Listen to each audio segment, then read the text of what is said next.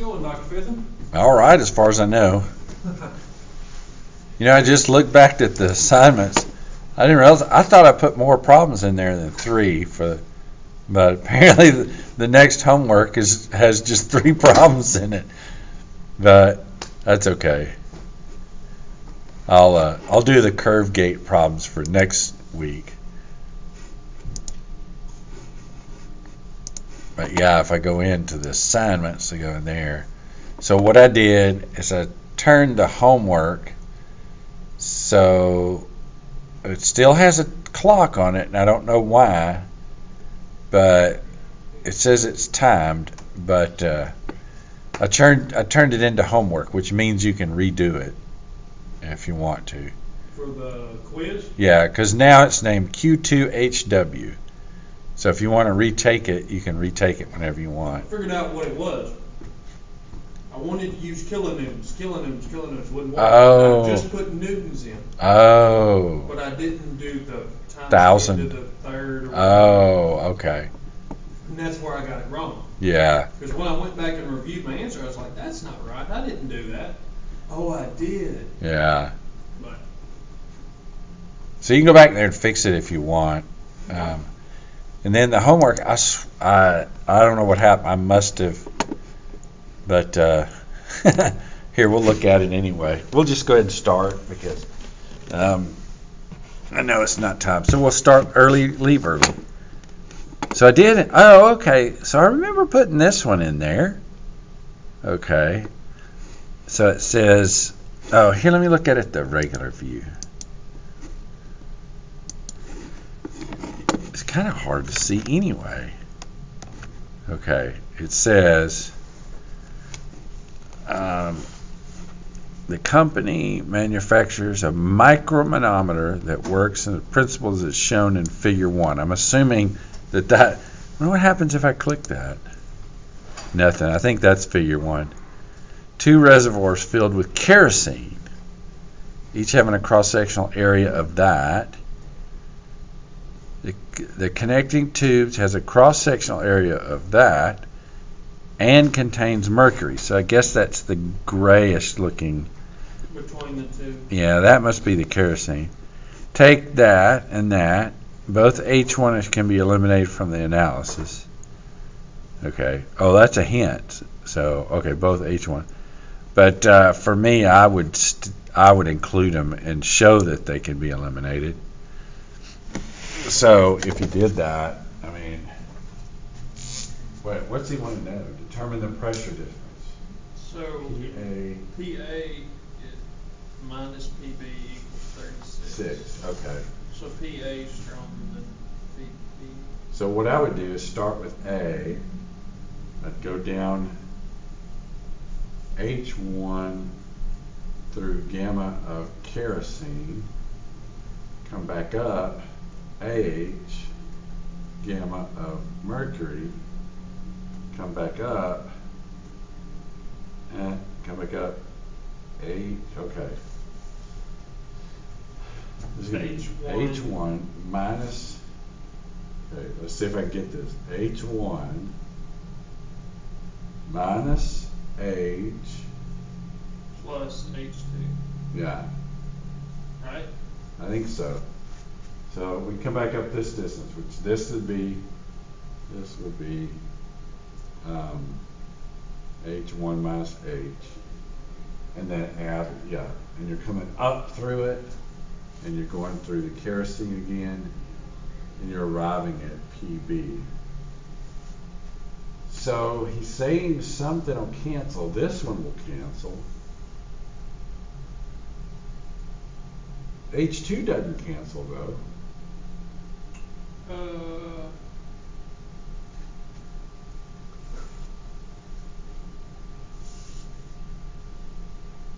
Because it's a higher level. Minus H. Minus H gamma. Well, that's no. See, so I start here. Oh, wait a minute.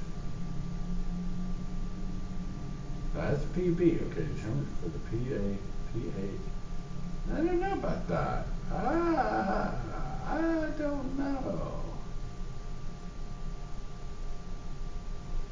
H2 cannot be eliminated from the analysis.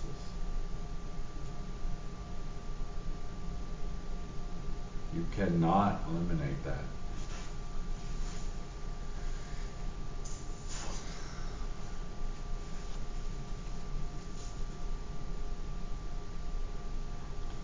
Okay, so let's two reservoirs filled with kerosene.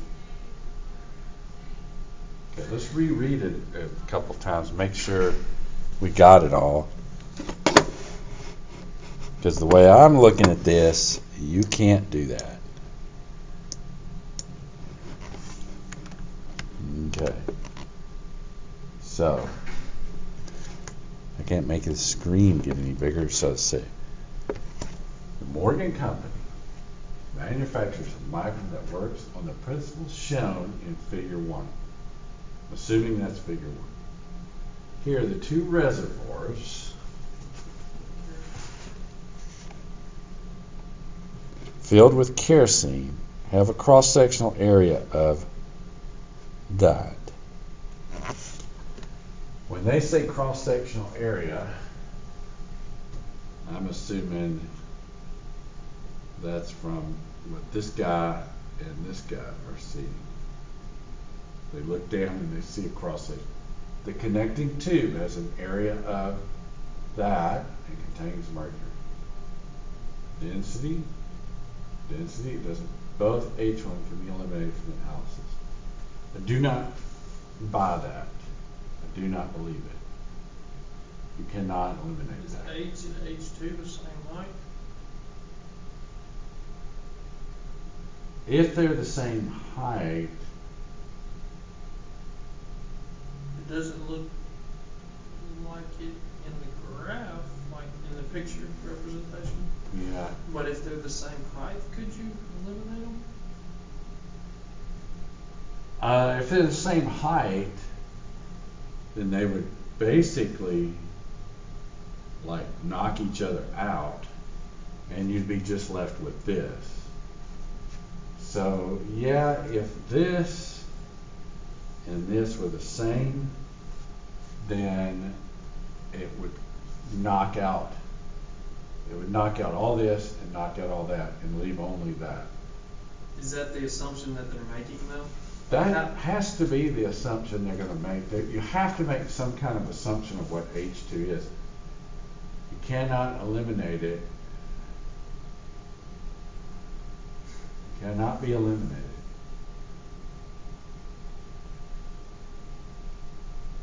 The reason I don't think it can be eliminated is if you had a pressure difference between A and B, and you didn't have the mercury in there, then you'd have to have a value. If you were going to get a difference between B and A, in other words, imagine you didn't have mercury in there, and then you started drawing a vacuum here. Okay, so if they're both the same level, they're going to both be at the same pressure. You start drawing a vacuum, you'll be starting to draw the fluid up here. The vacuum, if there was no mercury, this term would be gone. There was no mercury. These are going to be gone anyway. So let's say you had no mercury. You said Pa minus. Now, H1 wouldn't matter because you go down and you come back up the same distance. So H1 wouldn't matter. The difference would be you would be going minus H2 gamma K is equal to PB. So by drawing a vacuum, if there was no mercury, you would draw a vacuum, it would suck the thing up. That's where the pressure difference would be. This H2 adds a difference in pressure. If H2 and H were specified as being the same, And it doesn't specifically say it. no, it doesn't.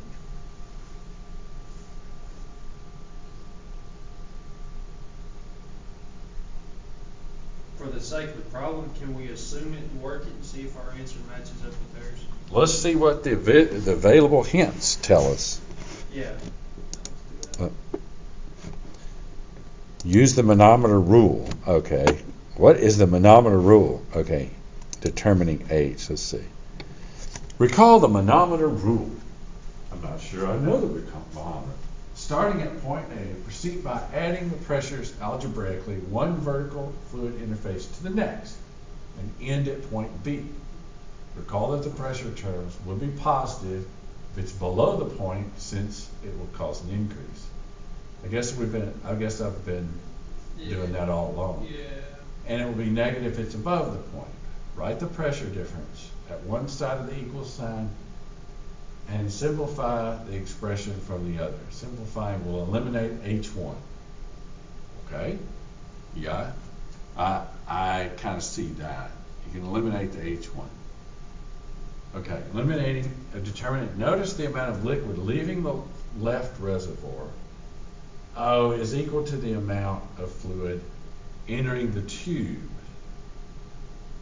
Whoa. Using this, express H through A, the area of the reservoir and the area of the tube. Substitute the resulting expression into the equation to eliminate A. Oh, okay. So he's saying that, okay, that's still an assumption.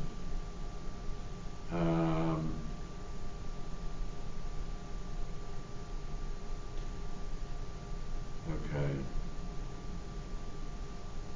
That's an assumption that goes along with the fact that, or the concept that the volume of liquid is the same at either side of the mercury.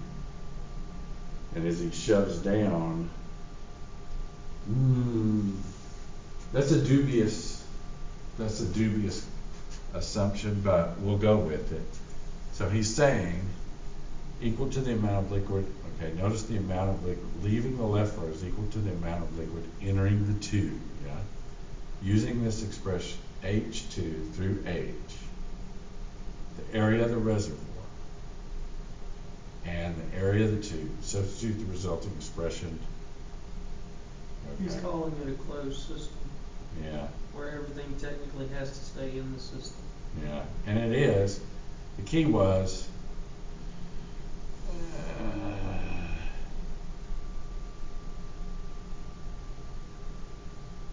okay. The way he's doing it, I guess he's assuming that when the pressure in the thing, in other words, I assumed you could suck air out. He's assuming that when they're sitting there, they're basically the same pressure.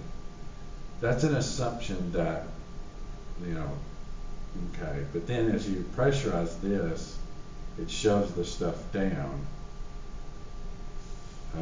I'll buy that, although doubtfully. So in other words, you basically, this H2 times cross-sectional area of the thing, it has it even listed as a cross-sectional area, 300 millimeters squared, is going to be, wow, that's, I don't like that. Wow, okay. So in other words, he drew in this amount. But still, I don't buy that, because once you move, okay, we'll keep going for a minute. So that's the volume of air, the volume of kerosene that moved down here. And it apparently dilapidated this by the same amount. So that means H times whatever that is, that's 15. He's claiming these two should equal, which means H2 would be 15 over 300 times H, and then you could put it in there.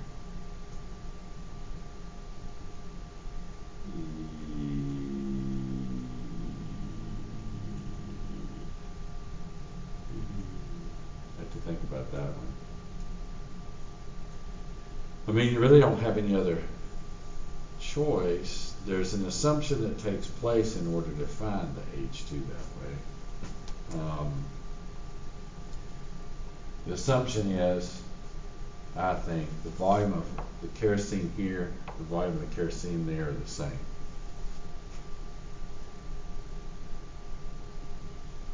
That's the assumption you have to make. And then you pressurized A in order to shove that down. The volume that went into the tube was the same as back here. That's how you can there's still an H2, and it's still in there, but okay. I can accept that, although begrudgingly, because that's under an assumption that the liquid volume, I don't know. I'll accept it. Okay, so this is 3, but a minute ago, okay, they list them back. Oh, we did that one. We worked on one. Yeah. Okay, so there's only one more. Okay. Yeah, here.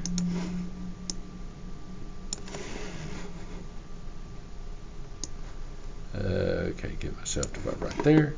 And it says to understand, okay. To understand the ways in which engineers measure the absolute gauge pressure when within a fluid, pressure of fluid can be measured in different ways. The absolute pressure, the pressure above the vacuum, is 0. Oh, okay. Oh, okay, so then the gauge pressure, okay.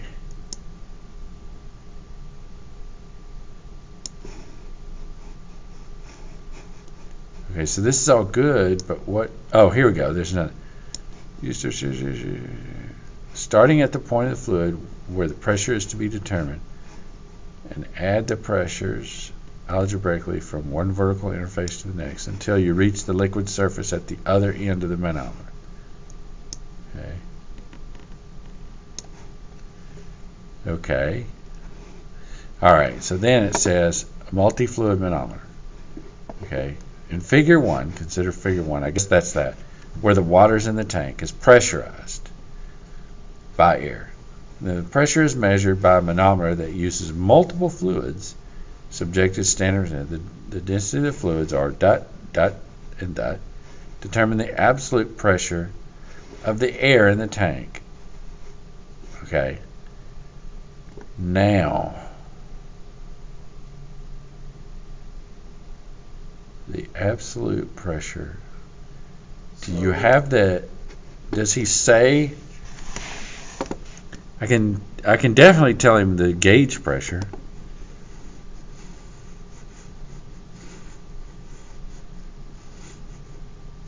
If H1 is equal to that, H2 is equal to that. So, okay.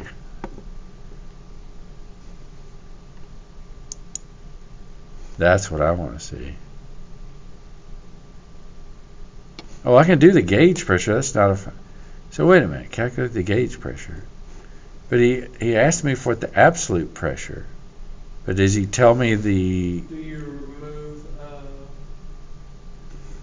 gauge pressure? Do you remove ATM, like 1 ATM from it, or do you add 1 ATM to it? I don't Well, remember. okay, so the way I would do is I would say P atmosphere, and then I would start. So the animal or the flying fish is at atmosphere. Bang, hits that. He goes down H1 through mercury. He got to here, came around and went back to here. He comes up H2 through oil. That gets him to right here. So he came up to H2, but then he went whoop, right there. Then he goes down H3 through water, and he's right there. But then that's the same thing there. It's equal to pressure of the air. So you can figure this number, and this number. And then you add it to ATM? Yeah, but see, the key is is measured by a manometer that uses multiple fluids subject to standard atmosphere A at A.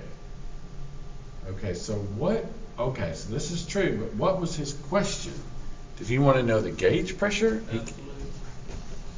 Okay, so if you want to know the absolute pressure,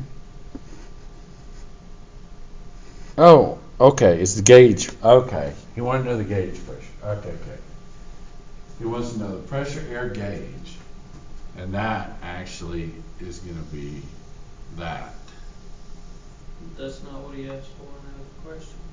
So I think he maybe messed up. So he's asking here the pressure, air, and gauge. But when he says up there, the wording is a little weird. Because he says, okay, consider where the water in the tank is pressurized by air, okay? And the pressure is measured by the manometer that uses multiples and is subject to standard atmospheric air at A. So there's standard air. The density of the fluids are da-da-da-da. Determine the absolute pressure of the air in the tank. You can't unless you know, you can find the gauge pressure, but you can't find the absolute unless you do the atmospheric pressure. Let's scroll down and see.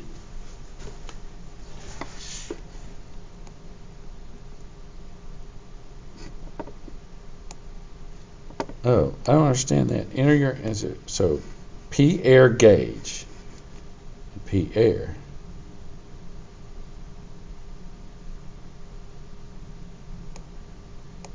Okay, I'm intrigued, so I'm going to go ahead and work it. And I think I can enter the answers. So, H1. Okay, so unfortunately, you list these in centimeters. So I think it's 0.85. So I'm looking at H1, that.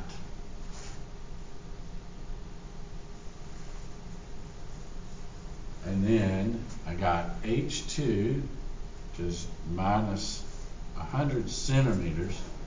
Is 100 centimeters? Wait a minute. That's a meter, right? Yeah. Tons oil,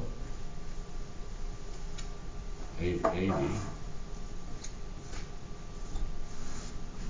And then H3, which is 15.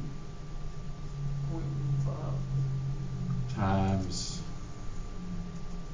he says, 1,000. And that's equal to pre-atmosphere, P at A gauge. So let's figure that one out.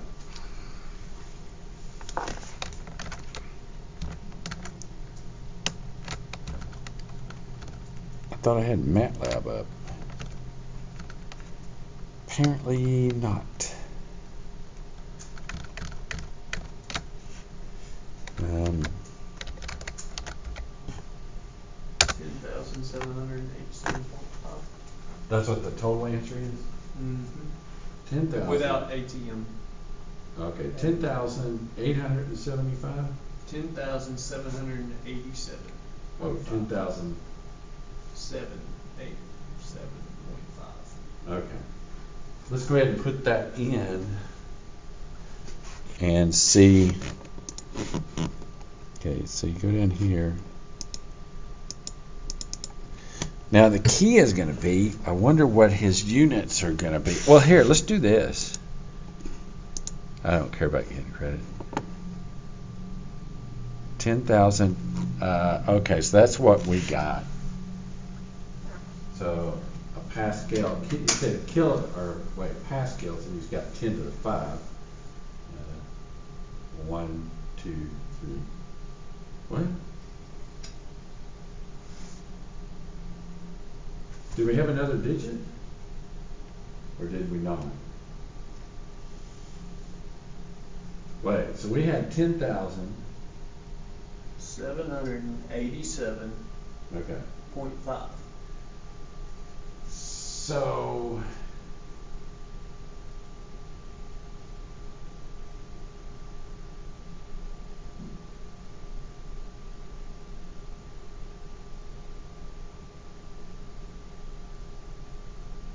That sounds about right.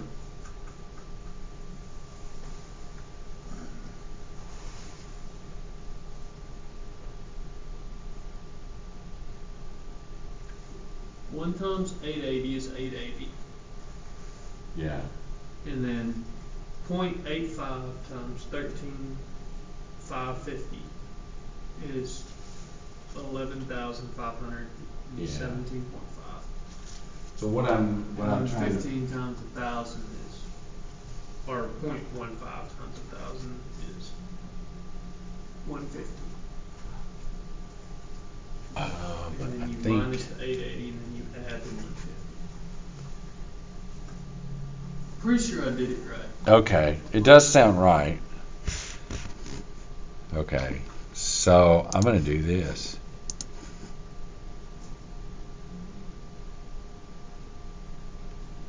What? How did I get to the incline? What?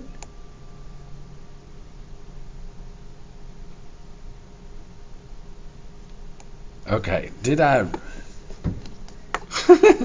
Did the answer change? Yeah, that's the P of air, the absolute, that's not the gauge pressure. If you go back to that hint up there, like the available hints, view available hints above that. If you go down to calculate gauge pressure, that's what it is. Oh. And I guess it added ATM to it. You know, the only thing I'm thinking is it makes the assumption that you're going to pick the atmospheric pressure at a certain value. And that, I don't know about that. I mean, I guess you could legally do that, but somebody needs to tell you whether it's 14.7 or 14. When you go up to Denver, I think it's like 12.8 or something like that. Did it say sea level?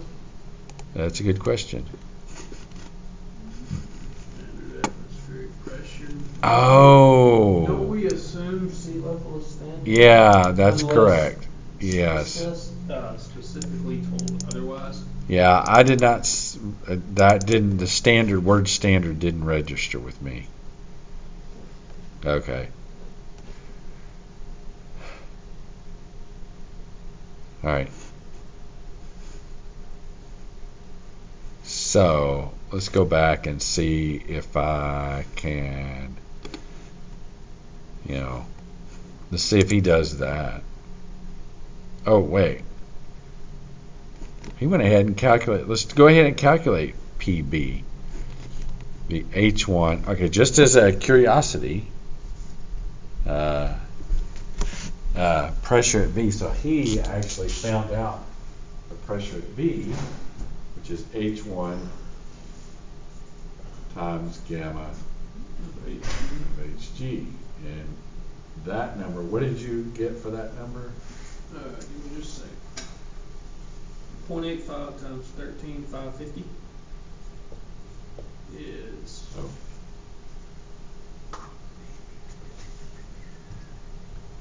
11,517.5.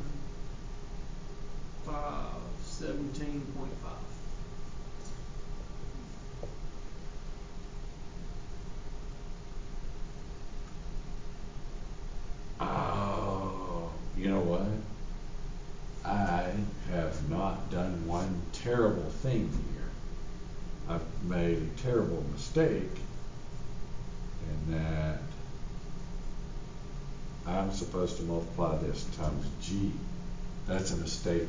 That's terrible. I should be like flogged for that one.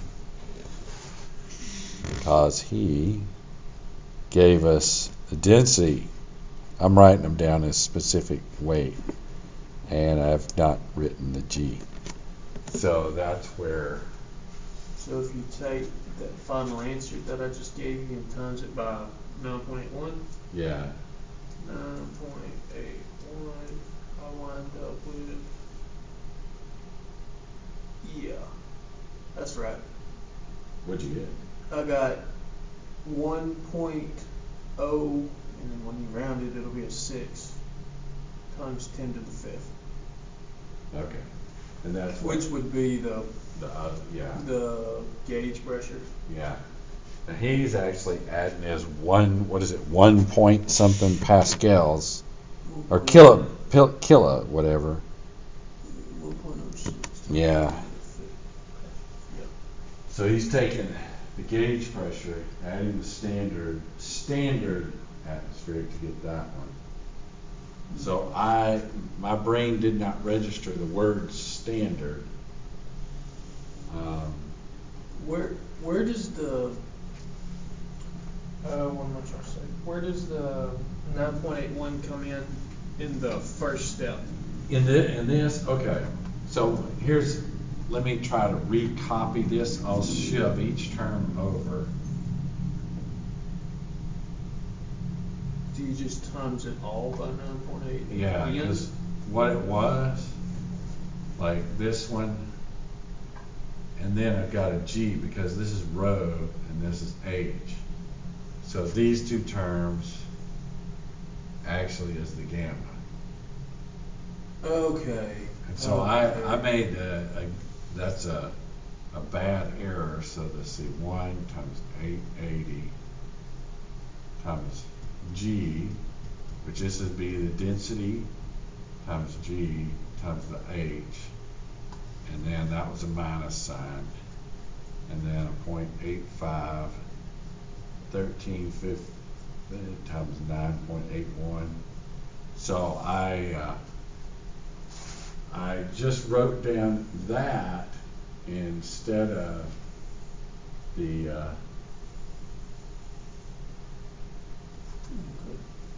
so now I'm curious if you pulled the 9.81 out and put it in parentheses, like right you here. and just multiplied all that at the tail end. Yeah. It's okay. Yeah, because the 9.81 ends up in every single one of them. Yeah, it's just like a variable. Yeah. At the okay. Yeah. All right. Yeah. So I read it. I made two things. One, the term standard air pressure, just it left my brain. And obviously it attached itself to the G and took the G with it. So both the word standard and the G left the room. And so now it's back in the room.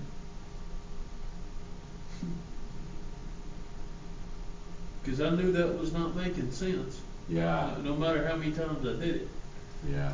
There was a big power magnitude off. Yeah. Almost 10. So, which is kind of bad for SI units because you can stumble easier. Now, what is this one? Come on in figure 3. I don't see a figure 3. Incline 2 manometer. The difference in pressure between A and B. Where is? I don't understand that. Okay, wait a minute. Let me see if I can find. Okay, I'm in this problem, right? I see the picture. I don't see another picture. There's no other picture. If I do that, I go to another problem. Oh! What? What? Oh, now I'm really baffled. Okay, I thought we were... What is this? Okay, now we have this problem. Okay. Man, that's confusing. So there are 3 problems in the figure. There are 3 figures. Okay, so let's say, all right. We finished that one. That is part A.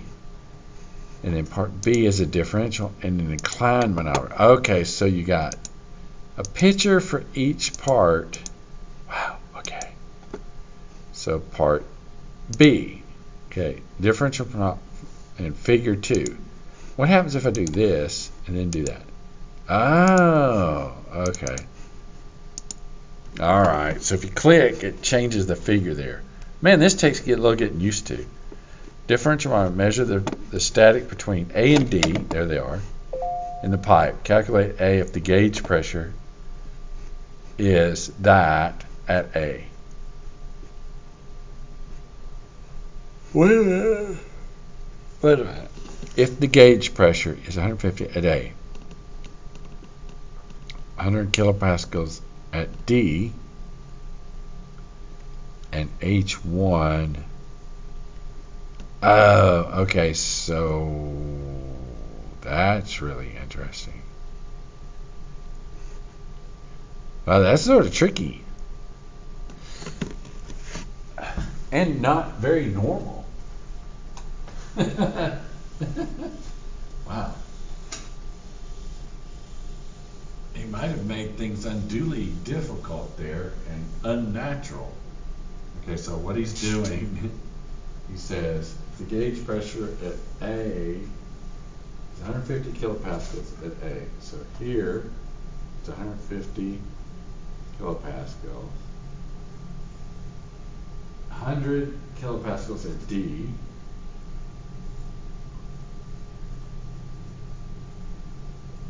Where'd you get 100 a day? Oh, okay, all right, yeah. And then H1 is 15.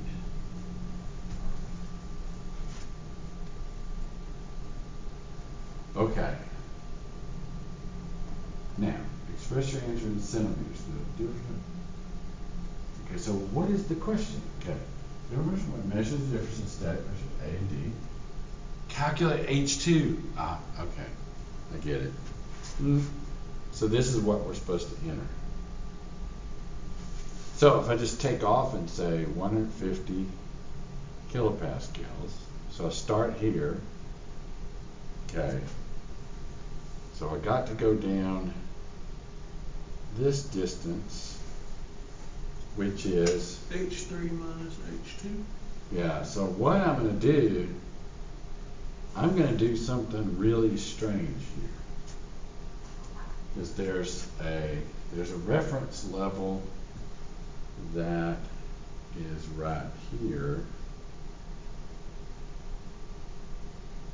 From that. Okay, so I'll go ahead and do this. H plus, we're going down, H3 minus H2 times gamma of water. That gets us at B. And we come back up, H2 minus H1. H2 minus H1. We go through mercury. And then we come back up, H3 minus H2. Minus H2. And we're going through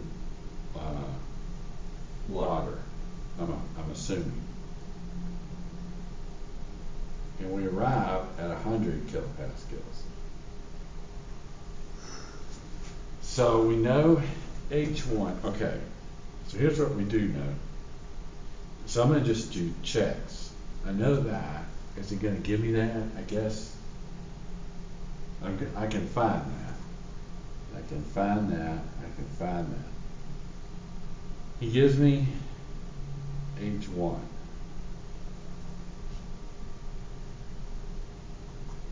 Now, as it turns out, doesn't H3 minus H2 cancel each other with the waters? You don't need water. You got to add it on one side and minus it on the other side. Actually, I goofed up here because I said H3 minus H2, but that's supposed to be H. This distance from here to here is H3 minus H1. From that line, though, it's not, though. Which one? From H3 minus to that line. Right. Is that? Well, so what'll happen? This line right here will be a special line. Let's see. Okay, H3 minus H2, that gets me there. Then H1 and H2 gets me there. I think we're okay until we realize something interesting, and that is, let's revisit that line. And let's say this distance plus H2, so let's call this HN for not, it'll be not needed. HN is equal to H3 minus H2.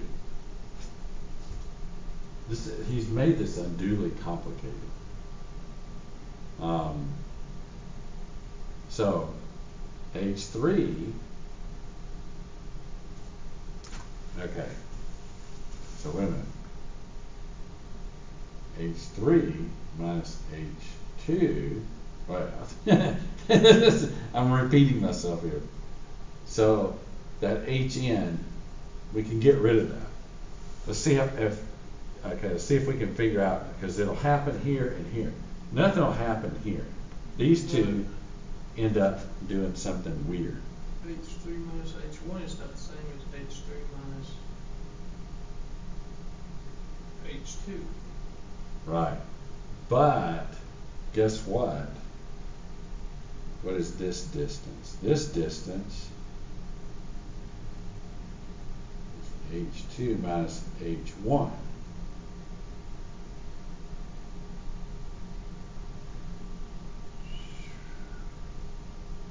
Okay. And because those two things of the H. So the way I can do this is kind of weird. Okay. All right. So what I can do here is I can say I'll come down Hn, then I'll come down H2 minus H1. Okay, so I'll hold on to that. And then I'll go over to the other side. And what this becomes, this value becomes Hn. And this Hn will take out that Hn, and you'll be left with 150 kilopascals plus, now you're looking at just this, H2 minus H1 gamma of H2O, which we could look that up, minus, nothing really happened here, H2 minus H1 gamma of mercury, and now this Hn, this whole term. You wrote gamma of water. Was that supposed to be gamma? Oh, that was supposed to be gamma of mercury. And that whole term got knocked out because it existed over here. And you're done. And you get 100 kilopascals. Now, he told you H1, so you now know that one, that one, that one, that one, that one, that one. The only thing you don't know is H2. And so I'm too tired to actually go do it, because apparently I think I can work it from there. Okay. Apparently I got another one to do. I didn't know there were 3 in this one. So maybe I don't know how this happened. I thought I put more in there. It showed 3 problems. That one problem had 3 problems embedded in it. So I don't understand. So weird. I don't know. Let's go to part C, which is okay, figure 3 is that one, okay. Determine the difference in pressure between the centers of A and B, and he gives me everything, which are filled with water at the same level. The mercury, okay, the mercury is in the inclined tube. Okay. Weird, this thing's weird.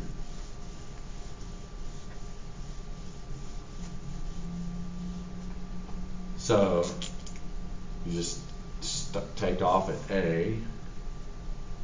You go down 10 plus 10/12 gamma of water. Where do you get the 10/12 from? Oh, I just turned that into feet. Okay. All right. Then, oh shoot. Well, I'm just going to go all the way down my 28 and then come back up my 6, if that's okay.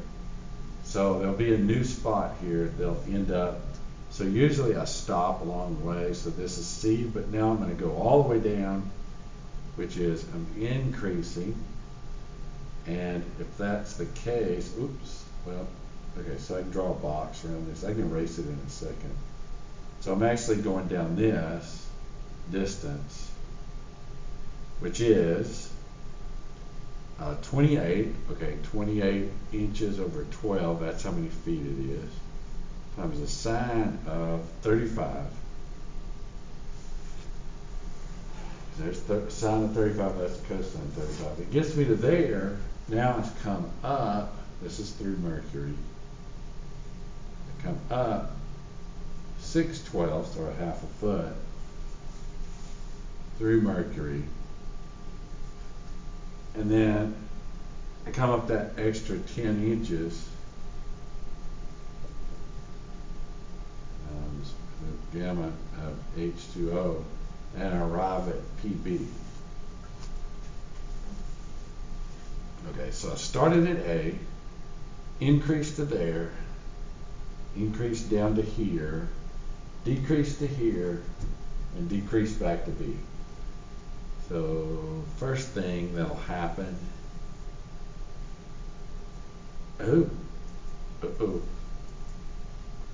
last part, I see a mistake. This is not 10 inches.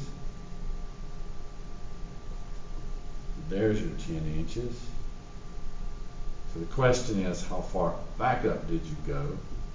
You went 10 plus. Yeah, I went 10.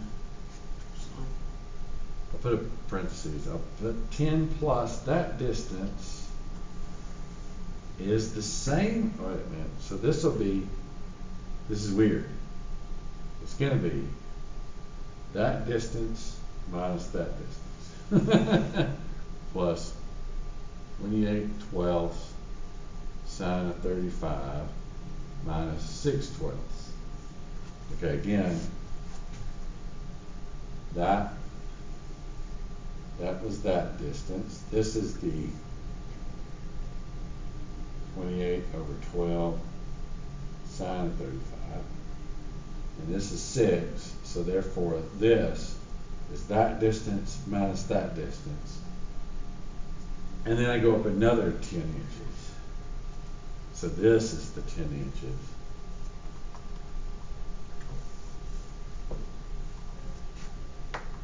And then multiply it times H2O, and now I arrive at PB. So this part does cancel that part. In other words, from here up cancels from here up, because it's the same fluid, the same elevation. From there, the rest of it doesn't cancel. So you get this term, this term, this term, and that term.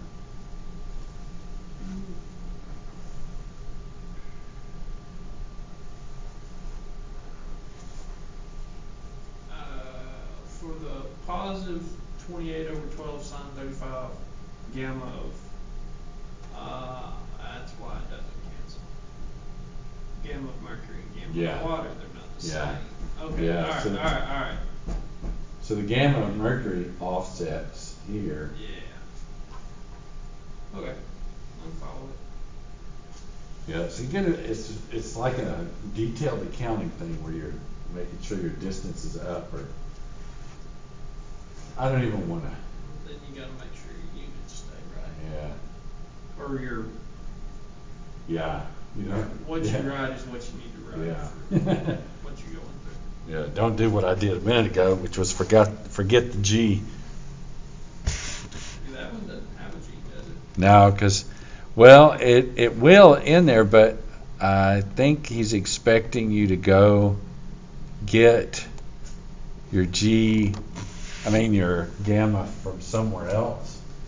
So gamma of water, what is it? Okay, so this will be 62.4. 62.4 pounds per cubic foot. And then gamma mercury is about 13.55 times heavier than water. So if you use those two terms, you should be okay.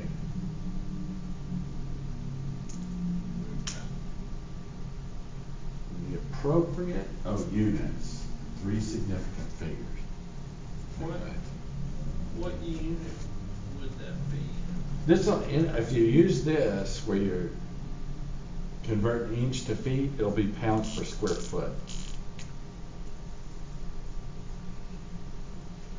Yeah, I'm pretty sure. I think it doesn't matter view available hints. Oh, here we go. Oh, yeah. He's doing PSI. Okay. Well, that's interesting. I would have calculated and put pounds per square foot. Yeah. Okay. That's a good reason to. What are my previous answers? Oh, none have been submitted.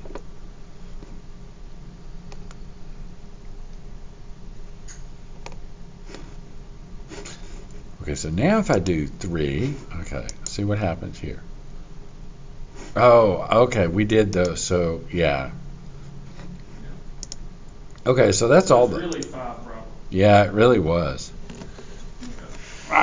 That's confusing to me. I don't know. I've been confused the last day or so with some of this stuff. How you lay out some of it. You just have to struggle through parts of it and try to figure out what he's asking. So,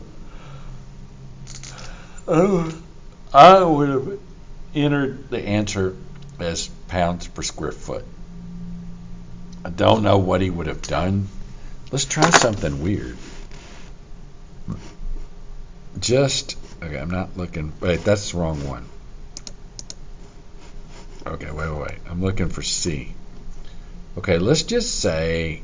You can't answer it Oh, now. I can't, can I? You requested the answer. What about if I did this? Okay, let's do this. 4.56. Let's do this. I'm just going to see what happens if I close it out and then reopen it. Okay, so if I reopen it, does it give me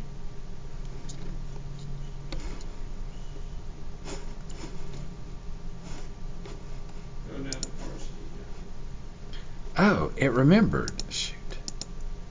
Okay. Well. Go to teacher view. Or student data view.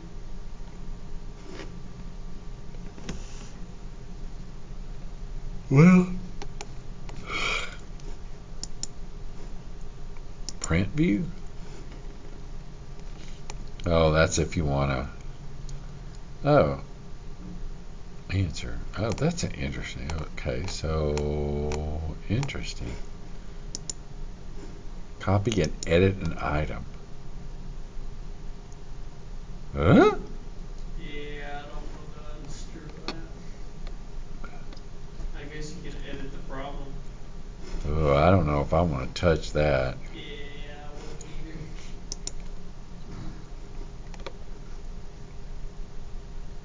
Oh man. Back out.